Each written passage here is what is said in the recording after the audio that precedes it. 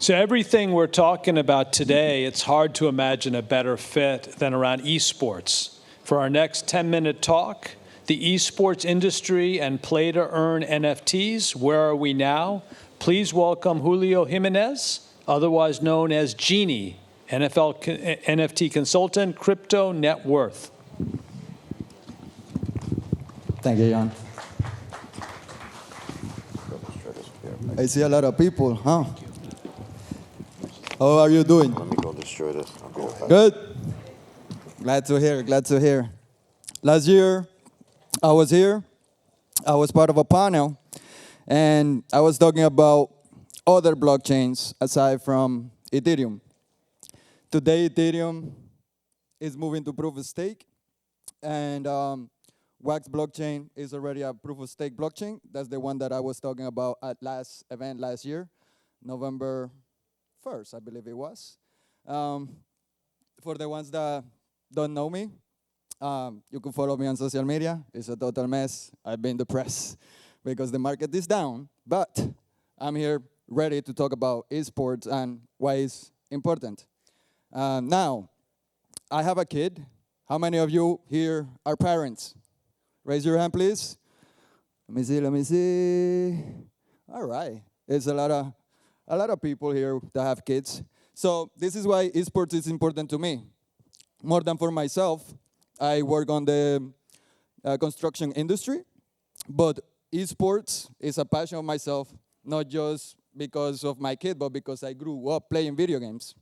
Now, if we look at some stats, Dota, the game Dota, earned $34.4 million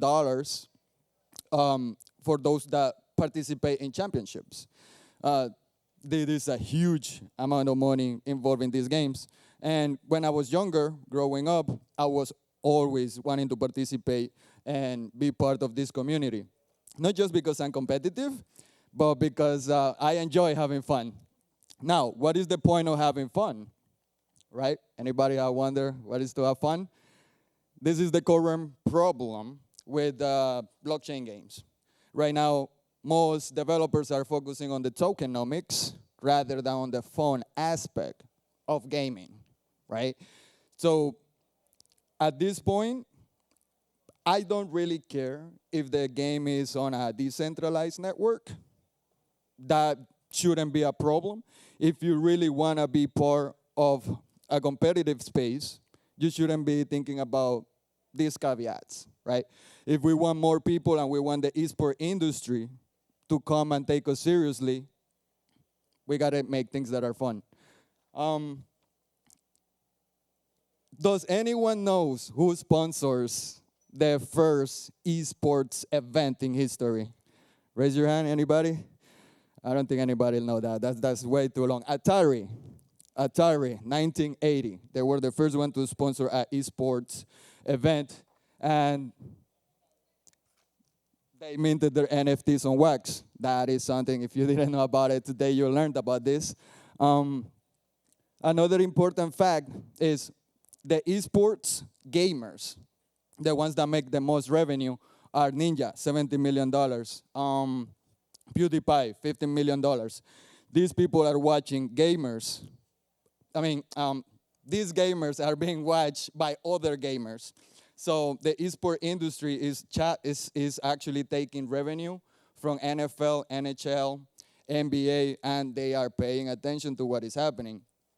There is a lot of money, like I said, to be made in the PlaytoEarn NFTs. Currently, because of the market conditions, things have been slowing down.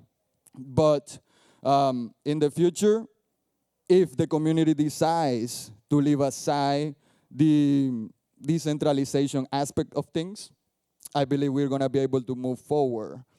Another interesting fact is that in 2011, Twitch was born.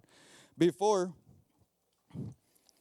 Twitch was born, there was not this amount of revenue to be made because there was nobody watching.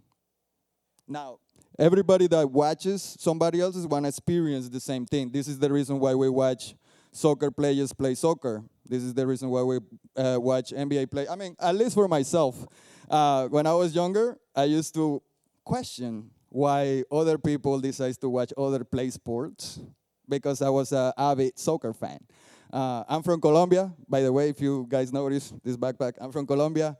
Very thankful for NFT New York City and everyone that have made this happen because this is the right spot to connect and learn and evolve the space all together. Does anybody has any question about esports in regards PlaytoEarns? Yesterday, I was talking to someone at the event when I was picking up my badge, and they were calling, oh, so you're into Ponsonomics. And I'm like, what is Ponsonomics? You know, like, what is that? It's like, well, it's when you buy something and then you wait for something for it to go up in price to sell it to somebody else. And I'm like, well, I'm on real estate. You know, like, that's the whole point. So let's not call this Ponsonomics. Let's focus on making the games fun and moving forward. Let me tell you a little bit more about myself. I have 4 minutes on the clock. People know me as Genie. I've been around the space since long time. 2012, I came on the Banking on Bitcoin movie for a few milliseconds, getting arrested, protesting about the banking system back then. And then I got hardcore into CryptoKitties in 2016. So from first hand, I know what it is to do play to earn games. I have some valuable kitties that are stuck in the blockchain right now because I put them in a different game called Ethereum. I don't know if you guys are familiar with this one, but they incorporated off-chain transactions. They were one of the first ones, actually. And we were able to put custom suits to our kitties via Ethereum, right? So I've been around. I've been playing a lot of games in the space. I didn't get a chance to play Axie Infinity because, like I was telling you earlier in the presentation, I do real estate, but I definitely focus on the esports industry because my kid is growing up. Inflation doesn't stop, and we need to get our kids to college. That is another important thing about the esports, their sponsorships and what they do for kids.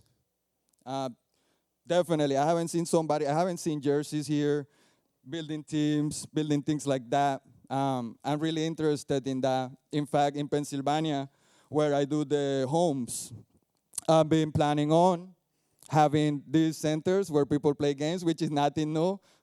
In fact, there is the 79ers were on a bidding war for the esports team. That is crazy to me. I found out that today. That was crazy. But yeah, if you got any questions in regards to the esports industry, in regards to NFTs, hit me up. My Twitter is there. Don't trust, verify. And yeah, that's so far my experience with the blockchain. Never really got rug. I don't know what that concept is. Things go up and down. So really don't understand that concept of being rug. Now, there is some people yesterday talking about God hating NFTs. God doesn't hate NFTs. There's, in fact, a couple of companies here that are carbon negative that are working towards mitigating the environmental impacts of proof of work. Proof of stake, delegate proof of stake from EOS. EOS has great games too. Polygon, I was playing a really fun game on Polygon, but like I said, not really for the play to earn mechanics, but for the fun of it. Now, what's new today? VIRL, VIRL, which is the Hot Wheels Series 3. That's already in the market, so that's kind of cool. I like that. And then, this is another important thing before I go. We need to get investors and sponsors, people that really want to sponsor. This is why I once again I want to thank our Polygon studio. I want to thank MoonPay. I want to thank everybody that is making this possible, because without you, I don't think we would be here today. So thank you for your time, and hopefully I'll be here next year bringing some value to you all. Thank you.